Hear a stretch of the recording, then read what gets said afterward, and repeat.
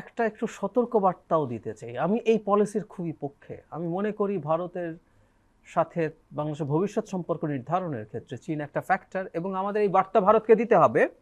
এবং এই সরকারের আমাকে যদি একটা সাকসেস পিক করতে বলেন, সেটা হচ্ছে এটা ফরেন পলিসি। জি, নিঃসন্দেহে যে একটা সভরেন ফরেন পলিসি ভারতকে মেনে নিতে হবে। তোমার সাথে আমি শত্রুতা করতে চাই না, কিন্তু তোমার সাথে বন্ধুত্ব থাকতে হলে পাকিস্তানের সাথে যোগাযোগ করা যাবে না, চায়নার সাথে যোগাযোগ করা যাবে না, পাকিস্তানের জাহাজ আসতে দেয়া যাবে না, পাকিস্তানের পররাষ্ট্র সচিব 15 বছর ধরে আসতে পারবে না, এসব হবে না। এই মেসেজ দিতে হবে, এবং সেই মেসেজটা দেয়া হচ্ছে। বরং আমি মনে করি এই চাপগুলোই ভারতকে বাংলাদেশের সাথে কোলাবোরেট করতে, কোঅপারেট করতে সাহায্য করবে। কারণ সে দেখবে এখানে যখন চায়নার ফুটপ্রিন্ট অনেক বেড়ে যাবে, সে রিস্ক ফিল করবে, তাই সে কাজ করবে।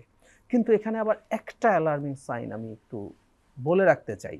চায়নার সাথে সম্পর্কের কতটুকু আবার আমেরিকাকে যথেষ্ট বিরক্ত করবে না। মানে এই মুহূর্তে ট্যারিফ নিয়ে আমরা দেখছি, ট্রাম্প সারা পৃথিবীর সব দেশের প্রতি যেমনই হোক না কেন, সে চায়নার ব্যাপারে ঘোষিতভাবে তার কিছু পলিসি আছে। এই ঘোষণা যে শতভাগ মনের কথা নট নেসেসারিলি, কিন্তু সে যদি একটা ঘোষণা দিচ্ছে, ফলে কোনো রাষ্ট্র চায়নার সাথে অনেক বেশি সম্পর্ক আছে, সেটা প্রবলেম তৈরি করতে পারে। আমি একটা এক্সাম্পল দিই। ট্রাম্প পানামা ক্যানাল দখল করে নিতে চান। প্রধান কারণ হচ্ছে, এটা বলছেন এটা আমরা বানিয়েছিলাম, আমরা এটা একসময় তাদের নিয়ন্ত্রণে ছিল, আমরা আবার নিয়ে নেব, তোমরা আমাদের শিপের কাছে অনেক বেশি টাকা নাও।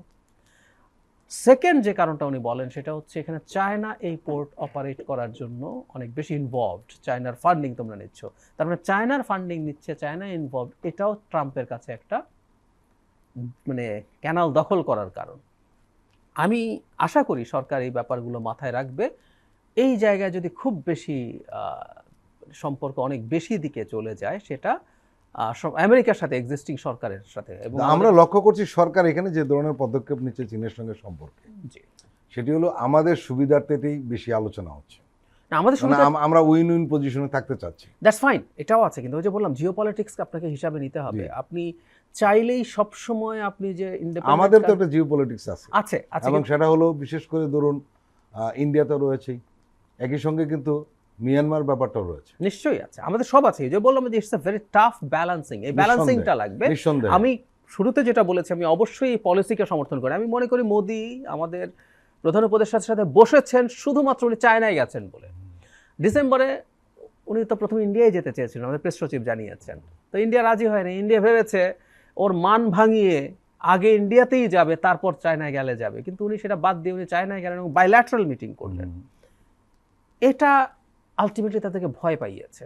এটা তো নিয়ম, আপনি কারোর সাথে যদি খুব সিরিয়াসলি অসহযোগিতা করতে থাকেন, সে একটা অল্টারনেটিভ পথ খুঁজবে, এবং যতটুকু সম্পর্ক আমরা তার সাথে করতে চাইতাম তার চেয়ে অনেক বেশিই করার চেষ্টা করবে। তবে ভারত রিটালিয়েট করছে, তারা ট্রান্সশিপমেন্ট শুধু বন্ধ করেছে তা না, রিসেন্টলি আপনি নিশ্চয়ই এটাও খেয়াল করেছেন, বাংলাদেশের উপর দিয়ে তাদের ট্রানজিটের যে রেল লাইন, সেটার ফান্ডিং তারা বাদ দিচ্ছে। মানে তারা বাংলাদেশকে একেবারে তাদের সম্পর্কের দিক থেকে খুবই নিচু পর্যায়ে নামিয়ে নিয়েছে।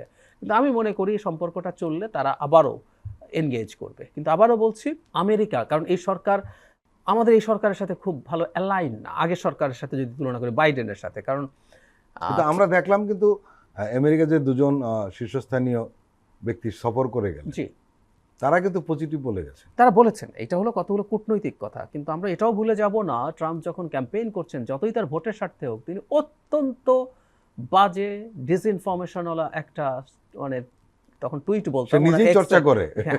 এবং এই ভদ্রলোক ইজ আনপ্রেডিক্টেবল। সো আমাদের এটাও মাথায় রাখতে হবে।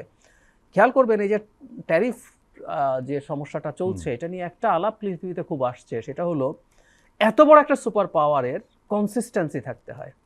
নিঃসন্দেহে আমেরিকা এবার ট্যারিফ নিয়ে যা করলো, তাতে আমেরিকাকে আর কেউ বিশ্বাস করবে না, ট্রাম্পকে আর কি, আমেরিকা না বলে ট্রাম্প। ফলে ট্রাম্প কিন্তু খুব আনরিলায়েবল মানুষ। এই আজকে এটা হলো, কালকে কি হবে আসলে ট্রুলি আপনি জানেন না। এভাবে বলে ফেলা যায় একেবারে মানসিক সুস্থতা আছে কিনা। এমনও তো অভিযোগ উঠেছে, সেটা হলো যে শেয়ার বাজারে যে 10টা হলো, এর আগে ট্রাম্প বলছিল আপনারা শেয়ারে বিনিয়োগ করেন। ট্রাম্প এসছে মাত্র 3 মাস গেল। এই সময়টা আমাদের একটু দেখা দরকার তার পলিসিটা কেমন হয়। তো চায়নার সাথে সম্পর্কটা একটু ডেলিকেটলি দেখাই ভালো হবে বলে আমি মনে করি।